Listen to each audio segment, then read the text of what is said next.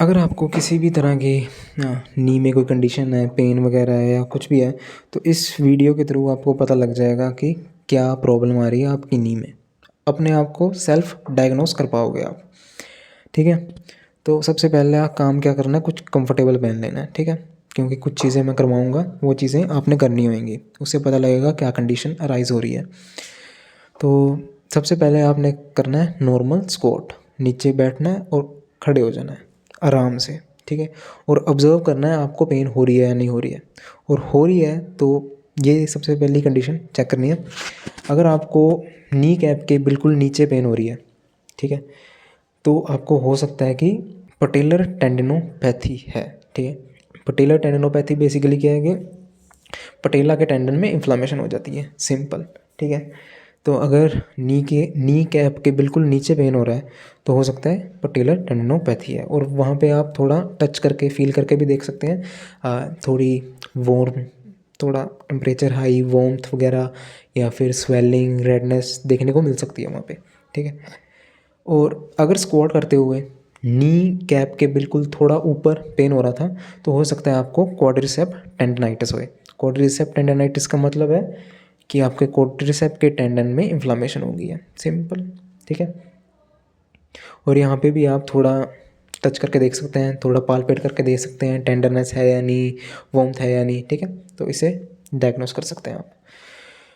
तो इसके बाद नेक्स्ट कंडीशन है पटेलर ट्रैकिंग सिंड्रोम या फिर पटेलर ट्रैकिंग डिसऑर्डर। ठीक है, तो अगर स्क्वाट करते हुए ऐसा फील हो रहा था कि आपका नी कैप अपनी पोजीशन से अलग ही मूव हो रहा है, ठीक है, या फिर नॉर्मल मूवमेंट करते हुए आपको ऐसा फील हो रहा है कि मेरा पटेला जो है अपनी जगह से डिसलोकेट हो रहा है, ठीक है, तो हो सकता है आपको पटेलर ट्रैकिंग डिसऑर्डर होए। ठीक है, बेसिकली आपके पटेला पटेला की नी कैप की अब नॉर्मल मूवमेंट हो रही है। ठीक है, अगर अब नॉर्मल मूवमेंट हो रही है तो मतलब कि आपको पटेलर ट्रैकिंग सिंड्रोम है। ठीक है, इसके बाद आता है IT बैंड सिंड्रोम। अगर आपको outer side of the knee में पेन हो रहा है, ठीक है, बिल्कुल इस जगह, ठीक है, मैं पिक्चर शो कर दूंगा। अगर इस जगह पेन हो रहा है तो हो सकता है कि आपको IT बैंड सिंड्रोम होए। ठीक है, IT बैंड सिंड्रोम बेसिकली होता क्या है कि हमारा लोअर लिम्ब में, पैरों में एक बैंड होता है, ठीक है, दो मसल से मिल के बनता है। ठीक है, तो उसकी अगर टाइटनेस हो जाएगी, इन्फ्लामेशन हो जाएगी, तो IT बैंड सिंड्रोम है आपको। ठीक है, इसके लिए एक टेस्ट आता है ओबर्स टेस्ट। ये अकेले करना थोड़ा सा मुश्किल होता है, लेकिन आप ट्राई कर सकते हैं। ठीक है, इसमें बेसिकली क्या करना है, आपको साइड लाइन में लेट जाना है। ठीक है, जो अनअफेक्टेड पैर होएगा वो सीधा रहेगा, और जो अफेक्टेड पैर होएगा वो थोड़ा बेंड रहेगा। ठीक है, और आपको एक्सटेंड करना है अपने पैर को और ढीला छोड़ देना है।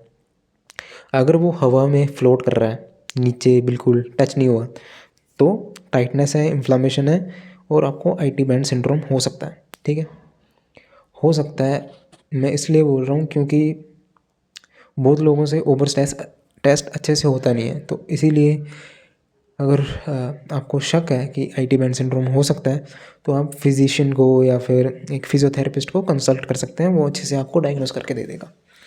ठीक है, इसके बाद दो कंडीशंस आती हैं, सिमिलर सी हैं, सिमिलर नहीं है लेकिन काइंड ऑफ सिमिलर साउंड कर सकती हैं। ठीक है, तो पहली है पटेलोफिमोरल पेन सिंड्रोम।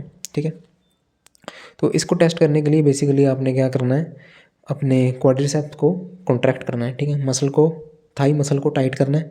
ठीक है, और अगर टाइट कर रहे थे जब आप, तो अगर आपको फ्रंट ऑफ द नी या फिर बिल्कुल बिहाइंड द नी कैप अंदर जैसे थोड़ी दर्द हो रही थी, ठीक है, चुभन सी हो रही थी, तो हो सकता है आपको पटेलोफिमोरल पेन सिंड्रोम है।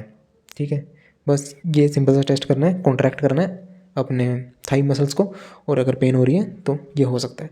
इसके अलावा आप स्टेप डाउन टेस्ट भी कर सकते हैं।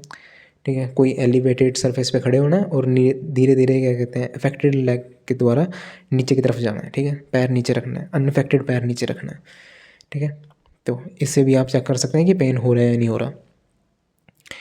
और इसी की तरह सिमिलर सी कंडीशन है कॉन्ड्रोमलेशिया पटेला। ठीक है, तो कॉन्ड्रोमलेशिया पटेला में बेसिकली क्या होता है कि हमारे जॉइंट कार्टिलेज का ब्रेकेज होने लग जाता है, ठीक है। और दूसरी जो कंडीशन थी पहले बताई, उसमें ब्रेकेज वगैरह कार्टिलेज का कुछ नहीं होता, ठीक है। और कॉन्ड्रोमलेशिया पटेला को डायग्नोस करने के लिए आपने क्या करना है, अपने पटेला को नीचे की तरफ प्रेस करना है, उसके बाद अपने थाई मसल्स को कॉन्ट्रैक्ट करना है, ठीक है। पटेला को तो नीचे दबा के रखना ही है, नी कैप को नीचे दबा के रखना है और कॉन्ट्रैक्ट करना है थाई मसल्स को, ठीक है। जब आप ये करेंगे तो पेन फील हो सकता है और आपको ऐसे थोड़ी ग्राइंडिंग की साउंड आ सकती है, ठीक है, जैसे कोई चीज़ घिस रही है। तो इसका मतलब है कि आपका कार्टिलेज ब्रेक हो रहा है और हो सकता है कि आपको कॉन्ड्रोमलेशिया पटेला हो, ठीक है। हो सकता है मैं प्रोनाउंस अच्छे से नहीं कर रहा, मेरी प्रोनाउंसिएशन शायद गलत होए, लेकिन शायद यही बोलते हैं। इसके बाद आते हैं हम लिगामेंट्स पे, ठीक है। तो सबसे कॉमन जो लिगामेंट टीयर होने के चांसेस होते हैं वो है ACL, ठीक है, एंटीरियर क्रूशिएट लिगामेंट, ठीक है। ज़्यादातर ये एथलीट्स वगैरह में, फुटबॉलर्स में देखने को मिलता है, ठीक है, बहुत ज़्यादा कॉमन है फुटबॉलर्स में तो खास करके, ठीक है। तो इसको डायग्नोस करने के लिए बेसिकली आपको करना है लिली टेस्ट या फिर इसे लीवर टेस्ट भी बोलते हैं, ठीक है। तो इसके लिए आपने बिल्कुल सिंपल सी कोई फोम रोलर या फिर कोई पाइप वगैरह ले लेनी है, ठीक है। और आपने बिल्कुल अपने नी के जहाँ पे आपका नी जॉइंट है उसके नीचे रख देनी है, ठीक है। उसके बाद अपने हाथ से थाई को नीचे की तरफ प्रेस करना है और उसकी वजह से आपका जो पैर है, ठीक है, वो ऊपर की तरफ उठना चाहिए। अगर नहीं उठ रहा है, ठीक है, मैं पिक्चर भी शो कर दूंगा, वीडियो भी अगर हुई तो चला दूंगा, ठीक है। अगर पैर ऊपर उठ रहा है तो आपका ACL इंटैक्ट है, ठीक है। अगर वो पैर ऊपर नहीं उठ रहा तो हो सकता है कि आपको टीयर होए, ठीक है। अब टीयर अलग अलग तरह का हो सकता है, ठीक है, माइल्ड हो सकता है, मॉडरेट हो सकता है, सीवियर हो सकता है। वो चीज़ इस तरह डायग्नोस नहीं होएगी, ठीक है। और हो सकता है आपको माइल्ड टीयर होए और आपका जो पैर है फिर भी उठ जाए, ठीक है।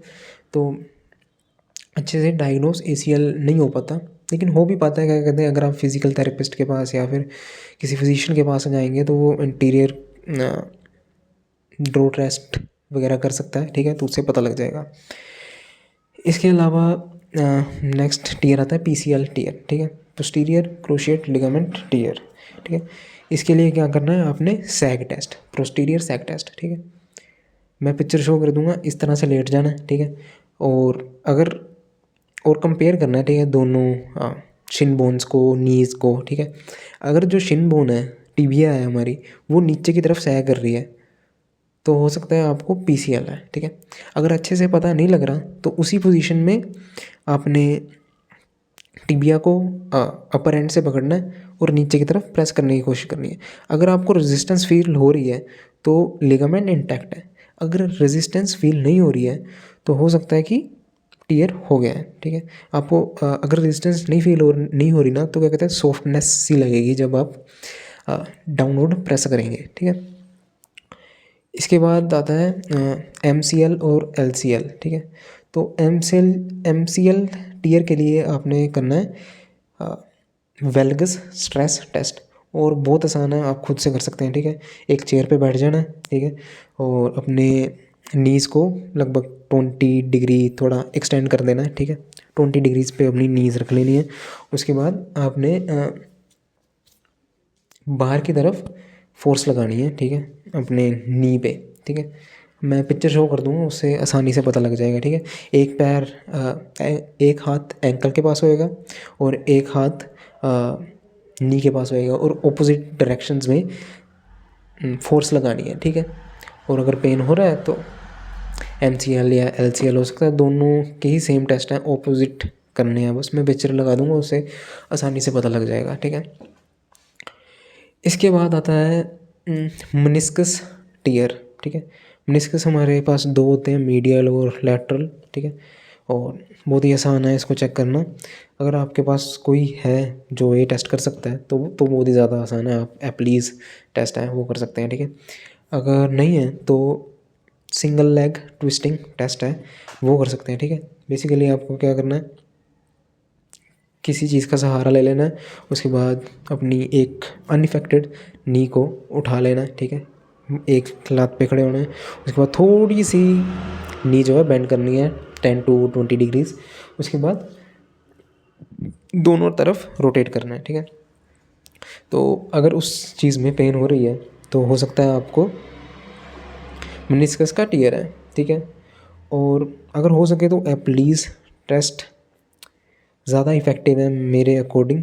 तो कोई आपके आसपास है जो ये टेस्ट कर सकता है तो उससे करवा लेना, ठीक है, उससे अच्छे से डायग्नोस हो जाएगा। तो इसके बाद आती है हमारे पास next condition which is baker's cyst. बहुत ही आसान है इसको डायग्नोस करना। स्ट्रेट खड़ा होना है, ठीक है, बिल्कुल पैर सीधे होने चाहिए और पालपेट करना है अपने बिहाइंड द नी, ठीक है। अगर आपको कुछ ऐसे सॉफ्टनेस और पीश वॉलनट शेप्ड अगर कुछ स्ट्रक्चर फील हो रहा है तो आपको बेकर सिस्ट हो सकता है। इसकी वजह से थोड़ा पेन वगैरह भी होता है इस कंडीशन में, ठीक है।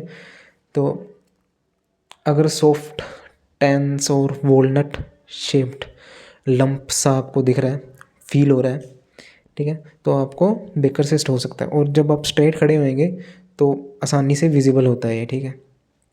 आप पिक्चर वगैरह क्लिक करवा सकते हैं किसी से भी, उससे आसानी से पता लग जाएगा, ठीक है। इसके बाद आता है हमारे पास नी बर्साइटिस, ठीक है। हमारे नी में बरसा होता है, हर जॉइंट के पास में, हर जॉइंट में एक बरसा होता है, ठीक है। तो अगर उसमें इन्फ्लामेशन हो जाए तो बर्साइटिस हो जाता है। तो अगर नी के बरसा में इन्फ्लामेशन हो जाए तो नी बर्साइटिस हो जाएगा, ठीक है। इसको डायग्नोस करने के लिए बेसिकली कुछ नहीं करना, ऑब्ज़र्व करना है बेसिकली कि आपके स्वेलिंग तो नहीं है, ठीक है, या फिर थोड़ी वार्मथ तो नहीं है, टेंडरनेस तो नहीं है, ठीक है। थोड़ा इसमें आप नीलिंग करके देख सकते हैं, ठीक है, घुटनों पे बैठ के देख सकते हैं, तो वो पोजीशन थोड़ी अनकंफर्टेबल होएगी, ठीक है, उसमें पेन हो सकता है। इसके अलावा रेंज ऑफ मोशन भी डिक्रीज़ हो जाती है अगर बर्साइटिस होएगा तो, ठीक है। इसको अच्छे से डायग्नोस करना थोड़ा मुश्किल है, ठीक है, क्योंकि किसी और कंडीशंस के साथ भी आप इसको कंफ्यूज कर सकते हो, ठीक है। हो सकता है कि आपको नी बर्साइटिस हो सकता है कि आपको पटेलर टेंडनोपैथी हो, उसमें भी नी के बिल्कुल नीचे थोड़ी स्वेलिंग दिखने को मिल सकती है या फिर पेन देखने को मिल सकता है। और नी बर्साइटिस में भी आपको ऐसा ही सेम देखने को मिल सकता है, ठीक है। इसके बाद एक और कंडीशन है जो बच्चों में काफ़ी देखने को मिलती है। अगर 12 से 13, 14, 15 साल के बच्चों में देखने को मिलती है नी में पेन वगैरह और बम्प्स वगैरह बिल्कुल नी कैप के नीचे देखने को मिल सकते हैं, ठीक है। इस कंडीशन का नाम है OSD, ठीक है। बिल्कुल नी के नीचे पेन होएगा, ठीक है, और बच्चों में ही देखने को मिलता है 10 से 15 साल के बच्चों में नॉर्मली, ठीक है। तो ये थी मेजर कंडीशंस। इसके अलावा एक जो मोस्ट कॉमन कंडीशन है वो है ऑस्टियोआर्थराइटिस, ठीक है, OA। पर उस चीज़ के बारे में मैं बात नहीं करूँगा क्योंकि बेसिकली OA हर किसी को है, ठीक है। OA वियर एंड टियर होता है एक जॉइंट का, ठीक है। जैसे जैसे वो काम करेगा, ठीक है, तो वो घिसने लग जाएगा, ठीक है, जॉइंट हमारा घिसने लग जाएगा, वही होता है वियर एंड टियर, ठीक है। और एज के साथ साथ हर किसी को किसी ना किसी तरह का ऑस्टियोआर्थराइटिस है, ठीक है। मतलब थोड़ा बहुत क्या कहते हैं ब्रेकेज बोन्स वगैरह में या नी में, ठीक है, थोड़ा साइनोवियल फ्लूइड वगैरह कम हो जाता है, ठीक है, जिसको ग्रीस बोल देते हैं, ग्रीस कम हो जाता है, ठीक है। तो उसकी वजह से वियर एंड टियर की वजह से ये कंडीशन होती है और हर किसी में होती है, ठीक है। अगर कोई एथलीट है या फिर जिम वगैरह जाता है तो उनको महसूस कम होता है, ठीक है, क्योंकि उनके मसल्स स्ट्रॉन्ग है। लेकिन हर किसी को विद द एज OA होएगा ही होएगा, ठीक है। कुछ ना कुछ चेंजेस देखने को मिलेंगे ही मिलेंगे और उन चेंजेस को बोलते हैं हम ऑस्टियोआर्थराइटिस, ठीक है। हर किसी को होता है। अगर मसल स्ट्रॉन्ग है थोड़े तो इफेक्ट कम होएगा, ठीक है, हेल्दी रहेंगे जॉइंट, थोड़े ज़्यादा कुछ करवाने की ज़रूरत नहीं पड़ेगी, नी रिप्लेसमेंट कराने की ज़रूरत नहीं पड़ेगी। जो भी नी रिप्लेसमेंट कराते हैं उन्हें ज़्यादातर ऑस्टियोआर्थराइटिस ही होता है, उसी की वजह से वो नी रिप्लेसमेंट करवाते हैं, ठीक है। तो हर किसी को ऑस्टियोआर्थराइटिस है, मेरे नी में भी थोड़े बहुत चेंजेस आ रहे होंगे अभी, ठीक है। तो ये कंडीशंस थी और इनका ट्रीटमेंट भी ज़्यादा मुश्किल नहीं है। वर्कआउट वगैरह करो, थोड़ा वेट वगैरह उठाओ, थोड़े मसल स्ट्रॉन्ग करो, आसानी से ट्रीट हो जाएगा, ठीक है। ज़्यादातर कंडीशंस, हर कंडीशन नहीं, जैसे कि बेकर सिस्ट वगैरह ये एक्सरसाइज से ठीक नहीं होगा, ये थोड़ा वर्सन हो जाता है एक्सरसाइज से। तो इससे होप सो कि पता लग गया हो आपको क्या है।